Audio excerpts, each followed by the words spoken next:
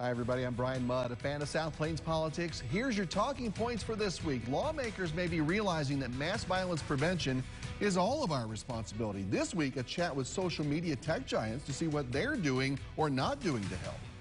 And does that safety responsibility extend to your child's teachers? Lubbock ISD now starting to talk about who should or shouldn't carry weapons in class.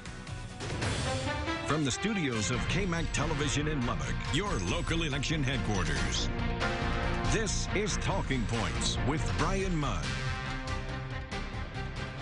And thanks for joining us, everybody. Also this week, put up or shut up. We're speeding toward that Monday deadline to file all the paperwork to run for public office in 2020.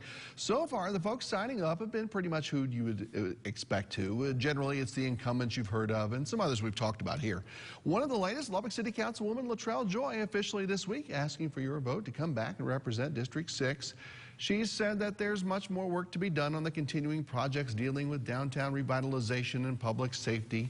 No surprise with that, the right things to say there. I've been more surprised that more Democrats haven't signed on to run for much. So far, just 4 in 2 local races. There had been such a push in recent years for candidates to come forward and at least force Republicans here to spend money.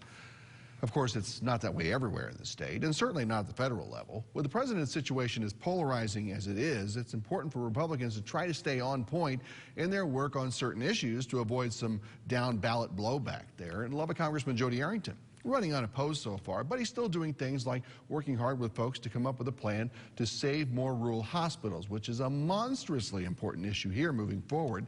KMAC's Anna Warnicki tells us more about it from Washington.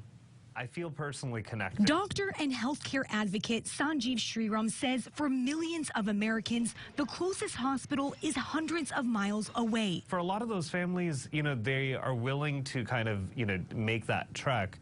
But what they need is for that hospital to be functional, to be high quality, to be reliable. But instead, Sriram says many rural hospitals are struggling to stay open. According to a recent study, more than 100 rural hospitals in the U.S. have shut down since 2010, and another 430 hospitals are at risk of closing. And so hospitals are trying to do their best on a shoestring budget. I think there's a real crisis. Texas Republican Congressman Jody Arrington says the doctor shortage is worse in his home state. And I have more rural health care facilities than any place in Texas, and they're struggling. Arrington is the co-chair of the Rural Health Care Task Force, a bipartisan panel launched this year by the House Ways and Means Committee. We have a one-size-fits-all system that doesn't work. Arrington says the task force will only look at hospitals in remote areas, where he says patients tend to be a lot older and sicker, so many of them rely on Medicaid and Medicare. We need regulations and mandates that don't make sense in the smaller hospital to be eliminated. Arrington says the task force hopes to come up with an improvement plan by the end of next year. In Washington, I'm Anna Warnicki. And all that sounds like not only a good thing for a lot of Americans, but a good political cornerstone to run on. There is no better one for Republicans at all levels to lean on than the state of our economy, regardless of everything else going on in Washington. A good economy is hard to beat if you're going to run against this president. To talk more about some things we don't always hear about now, Anna spoke with the president's daughter and advisor Ivanka Trump this week, shortly before leaving for a jobs event in Indiana. The president has said that the economy is one of his biggest accomplishments in this administration. Do you think that's resonating with voters? Absolutely. I think Indiana is a great example of it. So it's a tremendous success story. It's the lowest unemployment rate the state's experienced in decades, which is true across the nation. So it's not pockets of opportunity.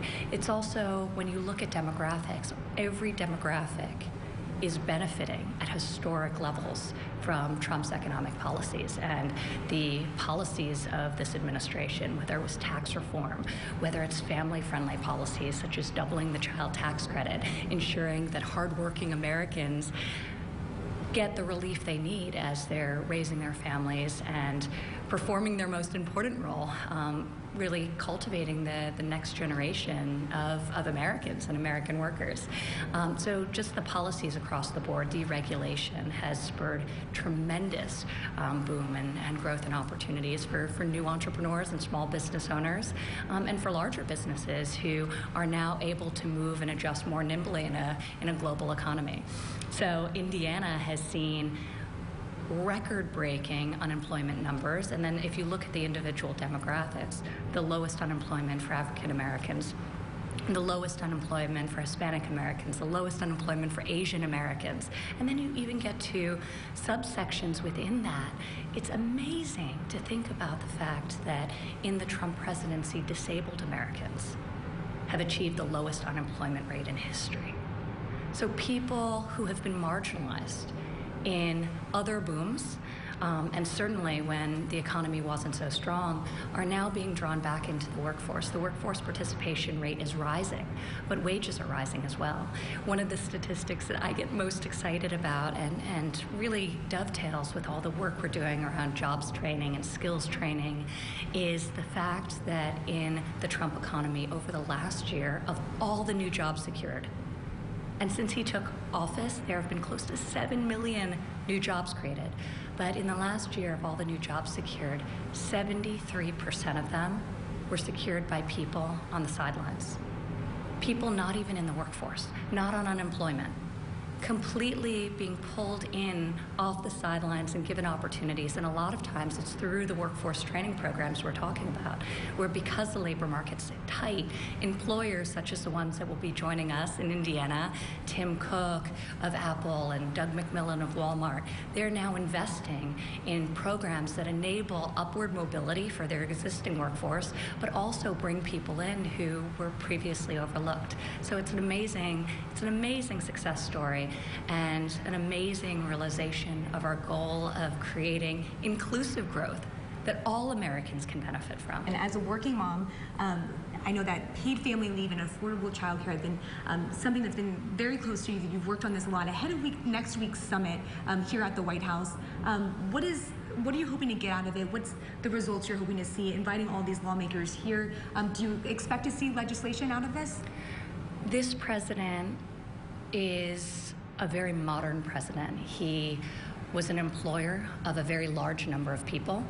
The vast majority of the executives at his former company were women. So he understands the realities of the modern workforce. He understands that today, which is very different from 30 and 40 years ago, 47% of the workforce is female.